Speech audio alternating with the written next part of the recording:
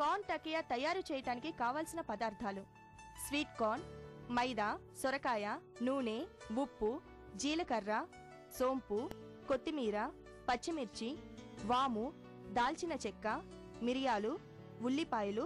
అల్లం వెల్లుల్లి పేస్ట్, ధనియాల పొడి, కారం, పసుపు, పెరుగు, గరం మసాలా, మెంతులు,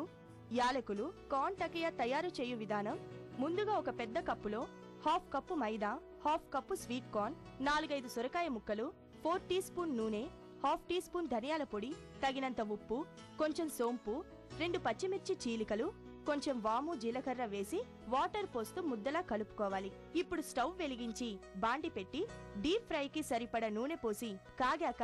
ఇందాక కలుపుకున్న మిశ్రమాన్ని చిన్న చిన్న బాల్స్ లా చేసి కాగిన నూనెలో వేసి గోల్డెన్ కలర్ వచ్చే వరకు డీప్ ఫ్రై చేసి ఒక బౌల్లోకి తీసుకొని బాల్స్ మునిగేలా వాటర్ పోసి పక్కన ఉంచాలి. ఇప్పుడు గ్రేవీ కోసం స్టవ్ పై మరో పాన్ పెట్టి 3 టీ స్పూన్ ఆయిల్ వేసి కాగాక